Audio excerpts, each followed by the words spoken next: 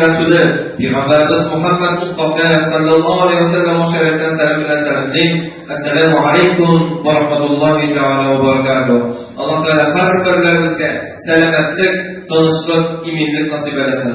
Rahmetinden ve bereketinden taşlamasın. Dünya başımızda, ahiret başımızda cennet eylesin. Dünya başımızda, ahiret başımızda cehennem azabından, havuf katerlerden, bela kazalardan Rabbimizi saklasın. İndi tege harap nabad etkense, birey-birine etip ötesin kile, bu da olsa nerse, cümba vagazı başlangandan sen, birinci azan, cümba günü, birinci azan eydile, namaz vakıtı kirgenge, ikinci azan eydile hutbege. Hutbe vakıtında, İmam Hatip hutbeni silerge deyiş, kalgan kişiler hutbeni tınlarga deyiş. Nefil ibadetler bilen şükürlenip yugul. Hatta Esselamu Aleyküm ve Rahmetullahi ve Berekatuhu deyip birer Müslüman kişi Cuma hutbesi vakitinde sana müracaat etse de farız bulgan ve Aleykümselam ve Berekatuhu deyip de yaramayın. Lakin bunu biz unutabız, gafillikten verilir, üzüntüden işleyimiz. Lakin biz şundan tövbe ettirge deyişimiz hem kileşekte bunun kolay işlemezken deyişimiz. Bugünkü gün vaazımızın teması İtagay'da bana bütünüz bilgince 34. May günü bütün dünya Mekke'ye karşı kurashı günü olup ilan edilgan. Resulümüz sallallahu aleyhi ve sellem bizge bir katı ülkem misal bulup durar. Resulümüz sallallahu aleyhi ve sellem yaxşılıkta, izgilikte bizi peygamber bulmançı qatnaşatırgan bolgan. Yani birer izgi iş kılınayken bu izgi işte qatnaşatırgan bolgan Resulümüz sallallahu aleyhi ve sellem. Nindi izgi işini bütünümüz bilgen izgi işte Peygamberimiz yaş vakitinde qatnaştı. Ka'betullah'ı tizü işinde qatnaştı. Ka'betullah'ın bir zor yağmurdansın, siz bilesiz Mekke şehirlerinde yağmur sirek bular, lakin güçlü bular. Mekke'nin yüzünde bulmayın, tağlarda bular. Tağda yağmur bular, su ağıp düşer, tağlardan yılgaları boyunca su ağıp düşer. Şu su yüzünün yolunda bulan bütün kişinin, bütün mal mülkiyetini yol düşüp bitirgen mümkün. Hatta oyundan, hatta kişiden yeğrek su bulurgan mümkün, tizarada. Hem şulaydı, Ka'betullah'ın bir mertebe yuvanlansın, Ka'betullah'ın yanadan tüzülge bulalar. Tüzülüşte de üzünün ölüşün külte Resulümüz sallallahu aleyhi ve sellem anlanırsın nerse şu taşını koyganda da üzünün nasihatını bilir. Anda bütünüsü ığızığa giderler. Nerseyinde neşli gözlüğü beklerler. Kim koyar taşını? Birisi koysa kalganları üzünün ölüşün kültmeyen bular.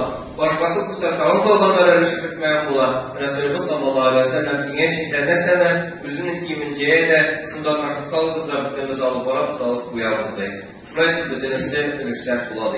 Burasında Resulümüz sallallahu aleyhi ve sellem Peygamber bulmancı bu izgilikte, izgi işler tutnaşadırgan bolgan. Şulay başka izgi işlerde de Resulümüz sallallahu aleyhi ve sellem Peygamber bulmancı katlaşkan.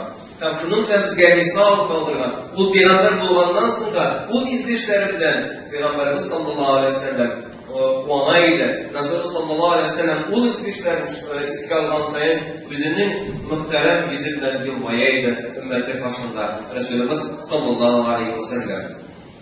Hem bu amel de şu bütün dünya da Mekke'ye karşı ilan edilgen gün olarak da biz özümüz Müslüman bendeler nerse bilen vaaz silev bilen, vaaz tılgav bilen özümüzden ölüşümüzden kırsak ziyan getirmez deyip sanıyorum.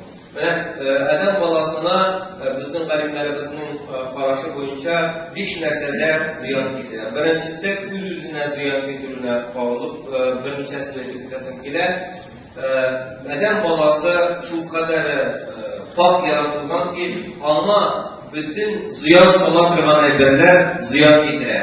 Nit diye bir ziyan salayken adam balasına o ziyandan açık getirir.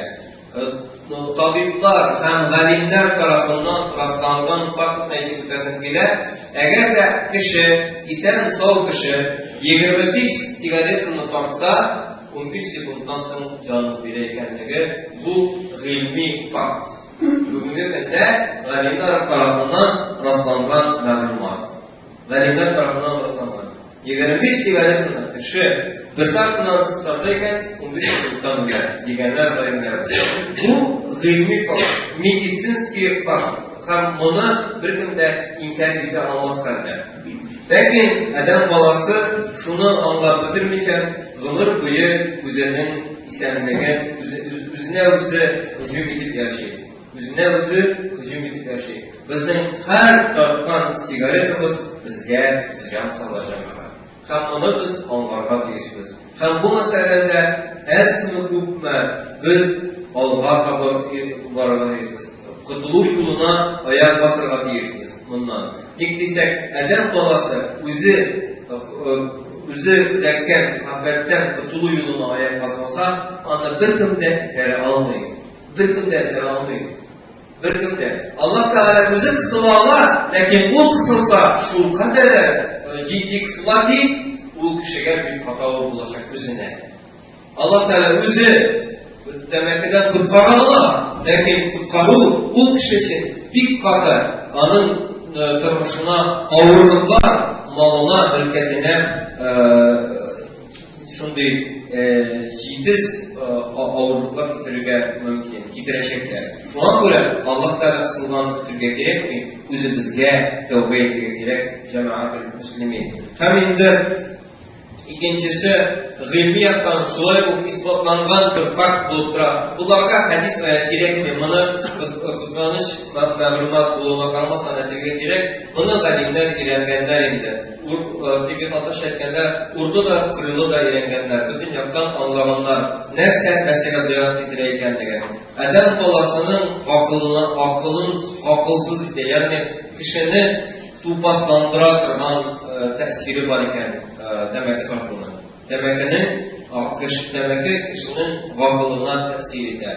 Eğer de kişinin vakılına tesir edeyken kişi avtomatik rəvişdə cinsi ağzasına da tesir eder. İlk kişinikine de fakir kızmakına da. Nik desek, bizning cinsi ağzalarımız dulsunca bizning miyimizden, bizning başımız bilen beylengen.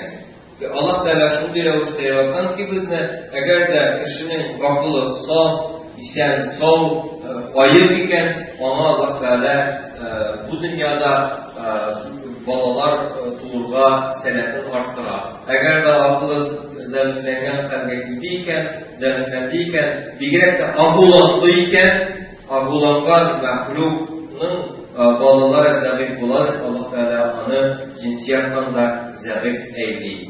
Hem indi ikincisi dinine ziyan ile.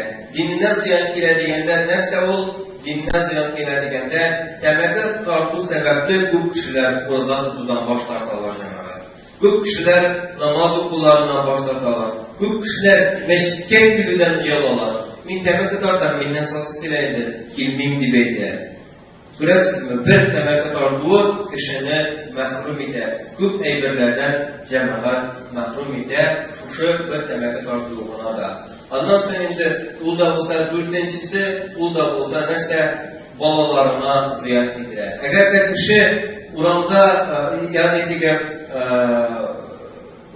saf havadan yapında oramda degan sözleriniz bulmayın. Saf havadan təməqə tartayken bu bir hal. Eğer de kişi birer zdaniya içinde, birer yurt içinde tartayken, birer de balaları karşısında tartayken, özünün balalarına ziyan salayken degen bilmeydi. Özüne ziyanı salaydı, lakin eylenen diresindeki tuğan xatınına, tam balalarına, etiyenisi var iken eylenen diresinde etiyenisine ziyan salayken degen anlarga deyir. İndi beşincisi, sınıfısı ittirip duyulgan bu, lakin anın ehemmiyeti şulay var, bu da bu sanırsa malına ziyan salar.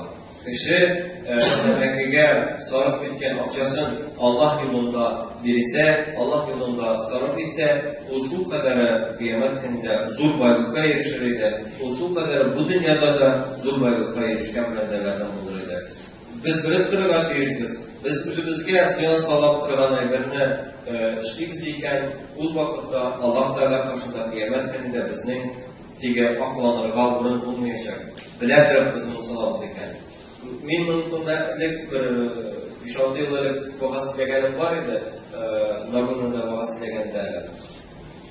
Hem dağın üzerinden bir iki söylesin girer, bu da olsa nerse demekle tartadıran kişi üzeri maksimal rövüşte lezzetlendiren faktörlerini alıp atsın. Lezzetlendiren faktörlerini alıp atırız. Eğer de biz demek ki biz yanına demek ki biz yanına tembet lazımlar koyup şulay rahatlanıp oturup yol edip tartıba da temizletsek biz bir başından da bu demek ki tartımızdan arınmayacağız. Ne diyecek biz onun yanına halal yaşaydıklarını koyup özümüzden alıyoruz. Halal yaşaydıklarını koyup alıyoruz. Yol edip halal mı? Halal. Temde şu halal mı? Halal. Temde halalsiz var aşağı halal mı? Halal. Allah lezzetini bilemez bizge. Lakin onun yanında şu ahullar kirer. Eğer de biz bu lezzetli emirlerden kaldırsak, rahatını göremiz mi Allah'tan? Göremiz.